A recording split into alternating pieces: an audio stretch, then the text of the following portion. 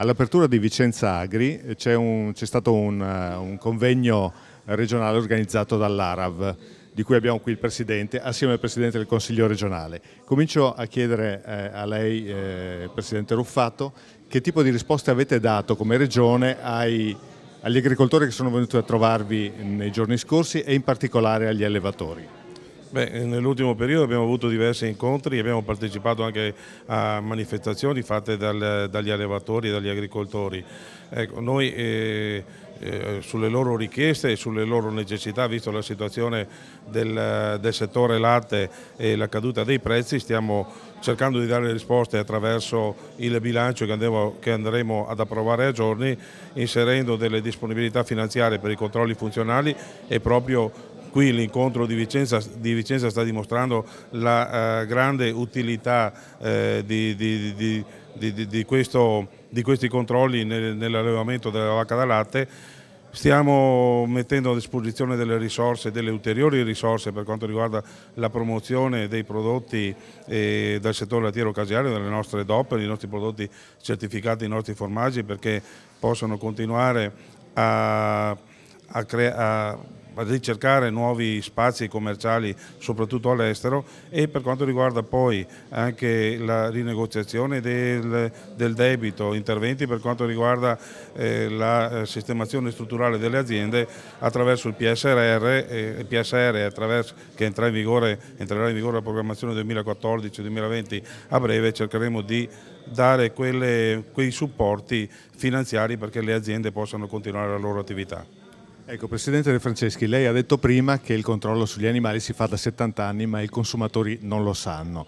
E anche ha detto che questo tipo di controllo salverà gli allevatori veneti e italiani dai problemi generati dalla fine delle quote latte.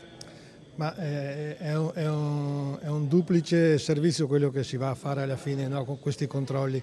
Uno che serve a migliorare sicuramente i nostri allevamenti, perché riusciamo a capire quale animale produce meglio, quale animale produce con più qualità, per poi andare a trasformare il nostro prodotto. D'altra parte dovrà, almeno dal nostro punto di vista, in un prossimo futuro andare proprio a dire al consumatore quello che facciamo, quali sono i controlli che facciamo, che sono sicuramente molto di più di quelli che fanno gli altri paesi. Andiamo a controllare animale per animale, grasso, proteine, qualità, e questo è importante che il consumatore lo sappia. Possiamo dire che i controlli sono anche in funzione delle garanzie per il consumatore, per il cittadino, e questo è importante, che non sono soldi buttati via, perché qualche volta si pensa che siano soldi che si potrebbero risparmiare, tutt'altro, sono la garanzia della sanità degli animali che producono poi il latte da cui derivano i prodotti, e la garanzia della genuinità dei prodotti. Ecco, questi controlli in altri paesi non si fanno? Ma credo che si facciano si fanno dappertutto, magari con sistemi o con applicazioni diverse, ma da sempre, se si è arrivati anche ad avere, diciamo, determinati risultati, determinate produzioni, determinata qualità, è perché è stata fatta miglioramento genetico attraverso i controlli. Riccardo Negrini, direttore tecnico AIA, come si fa a far diventare un'opportunità questa fine delle quote latte? Allora, la fine delle quote latte ovviamente è un momento di passaggio, e come tutti i momenti di passaggio deve essere gestito nella maniera più corretta possibile. È un'opportunità? Sì, può essere un'opportunità se gestita nella maniera ottimizzata, facendo quello che gli allevatori ci stanno chiedendo, cioè aiutandoli a aumentare la competitività delle proprie aziende.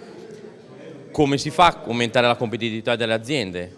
Bisogna fare quello che si chiama miglioramento zootecnico, cioè unire il miglioramento genetico delle proprie mandrie, quindi animali più efficaci, più efficienti, più produttivi, più longevi in stalla, con capacità gestionale. Allora, queste due opportunità, insieme a un prodotto di qualità che è sempre stato la nostra caratteristica, potranno rendere l'abolizione delle quote latte un'opportunità per quegli imprenditori che sapranno adeguarsi e mettersi al passo con i tempi, e i nostri allevatori sono molto in grado. Avete visto oggi il fermento di Sala, quindi è un momento assolutamente importante per il nostro sistema. Quindi non è negativo, ma potrebbe diventare positivo. Come tutti i momenti di passaggio, sarà negativo per chi pensa di poter evitare l'onda e sarà positivo per chi sull'onda ci surfa.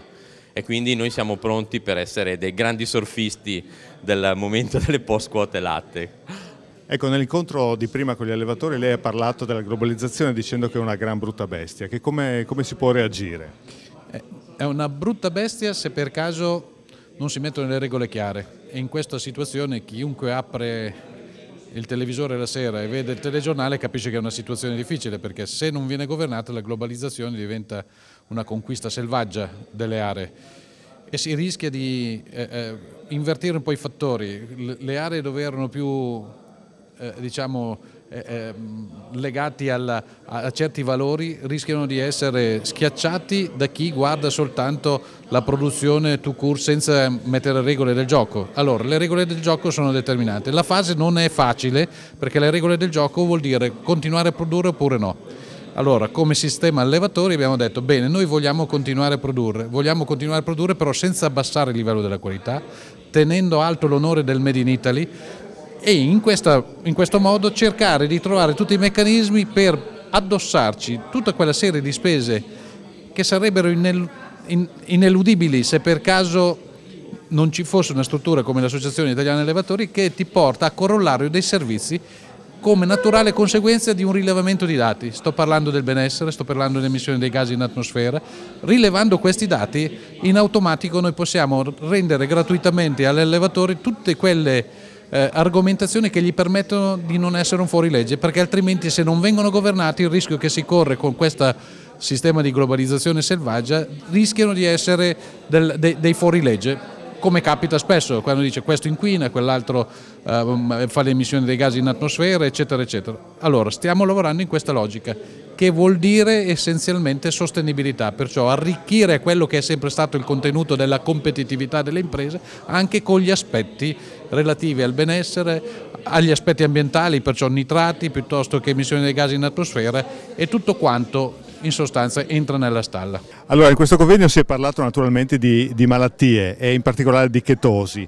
Una mucca malata di chetosi è un danno economico per l'allevatore di 270 euro all'anno. Il professor Martino Cassandro dell'Università di Padova è qui per parlare appunto di questa malattia. Come si può combattere? Ma si può combattere con un controllo funzionale che l'Associazione Regionale Allevatori ha messo a disposizione a tutti i propri soci, quindi a tutti gli allevatori del Veneto iscritti all'Associazione Regionale Allevatori.